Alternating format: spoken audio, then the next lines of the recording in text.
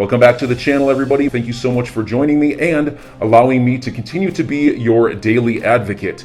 If you're new here or you're not subscribed for any reason, please do me a huge favor and hit the subscribe button.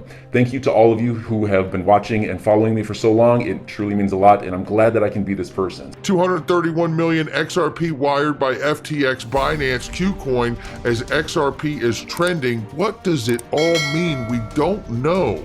We really don't know. I mean, you have to wonder where all of this is going. Pretty crazy. This is Jake Dravinsky, XRP.life really here, says he despises Ripple, XRP, and the XRP community. He also pretends to be an industry representative. In reality, he only represents Bitcoin and Ethereum. This is what we've been hammering home here on the channel. Perry Boring in the Digital Chamber of Commerce, as well as Jake Dravinsky and the Blockchain Association, claim to be industry representatives. But in fact, it appears that their silence and absence on the SEC versus Ripple case, which is really, the case broadly pointing to making the majority of crypto assets, digital assets, securities, you hear nothing from either one of them.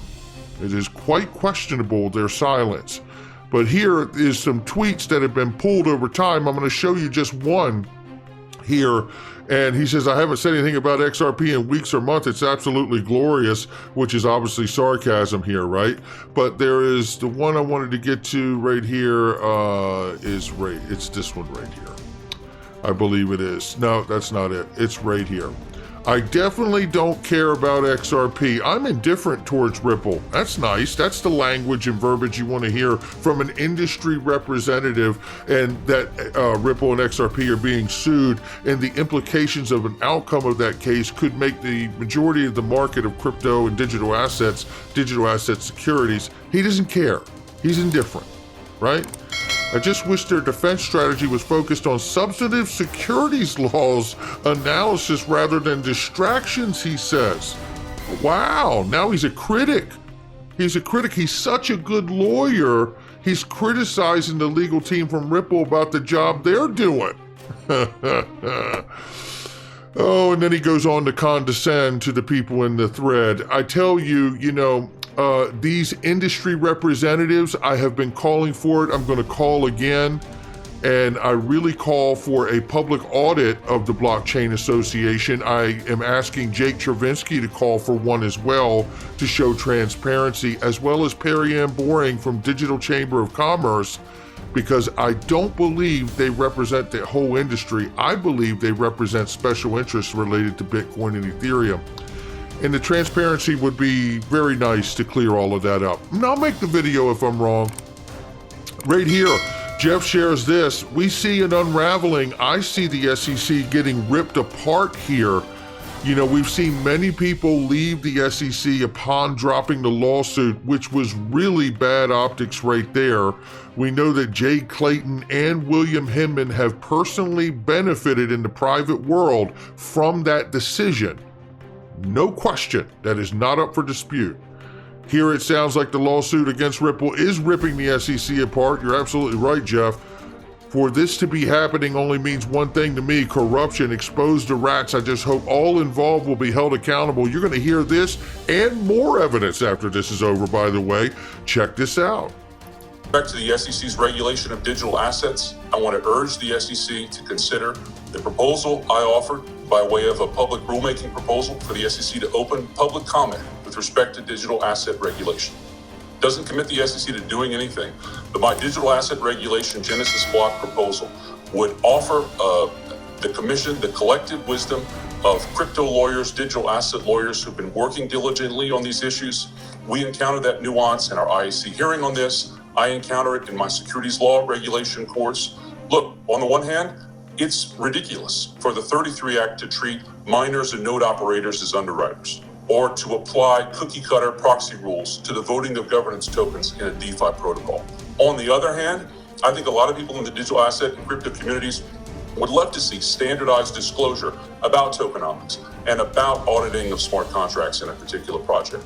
I think the digital asset regulation Genesis block proposal can help the SEC to achieve that and ultimately help digital asset owners like me rather than threaten the value of their interests with over-application of the Howey test. And so I hope that my proposal would get sincere consideration. Thank you again. I will miss all of you. I will still heckle the IEC from the sidelines. Just kidding. But I will be here. I will be writing in some comment letters, and I won't be far. So I hope you will all stay close and stay in touch. Can I just, please, Chris, Paul and JW, I hope that you're not going to go that far away, and we can only help you a long and healthy life, JW, because your input, even if sometimes we disagree, I've found your input, and I look forward to hearing more, is always informs the debate and is it's thoughtful, and so keep coming to us with the issues. On competition, by the way. You know, when I see this, you know, I can't help. Think about the comment that goes along with this video from JW Verrett here, or Verrett. Upon my term ending on the SEC's advisory committee last week, I took the chance to give Gary Gensler, Chair Gensler, some strong words about his abuse of digital assets. And you hear his response, you know, Gary Gensler smiling and smirking as if he doesn't understand what's been said to him, trying to ignore the reality of the strength of the words that JW has just shared to him. I'm almost convinced at this point that Gary Gensler is the kid in the neighborhood that no one liked because of his actions. And they used to all tell him we're going to Johnson's Pond, and then no one would show up but him. How about this for irony? Here's another one that's at Johnson's Pond by himself. It's Robert Jackson. Shout out to Nerd Nation Young Box for this one. This is coming from What's Wrong with Jon Stewart's podcast or show here, and he's looking at what's going on with corporate America and the SEC, and he's almost there. John, you're almost there. But listen to what we're hearing from Robert Jackson now. This is amazing. Pounds of the one sheriff, but the sheriff changes every day because, they keep chasing out the old sheriff, and then there's a new guy in there. But they didn't chase out the old sheriff, Jon Stewart. Jay Clayton dropped a lawsuit on Ripple and left like a coward so he could gain in the private sector from the decision he made to drop the lawsuit. The revolving door between corporate America and the SEC, it's self-regulating in a large extent, but they don't have any incentive to control, especially not even the front room casino of the stock exchange, which is the most transparent part of it. It's the part that we see, the part that the stock ticker on is the most transparent part of the stock market. And that functions with, as Citadel themselves wrote in a memo, payment for order flow is rife with conflict of interest. It is not an effective way. There's all kinds of non-transparent fund transfers, dark pools that don't go on. The retail investor has difficulty seeing how much of the market is shorted. With GameStop, they were holding, I think, a short position of 140% of the entirety of the company. So within all those parameters, the sheriff in that town has to come up with another way of approaching things, because it's very clear what they have decided is we're going to neuter the SEC to the point where we're comfortable paying whatever tariff they impose on us to give us the patina of a well-regulated industry. It is not well-regulated.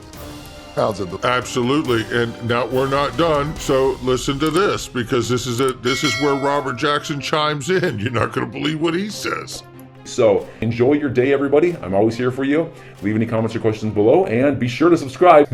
But thanks, everybody. I really appreciate you. Enjoy your day, and I always have your back. So thanks so much, everybody.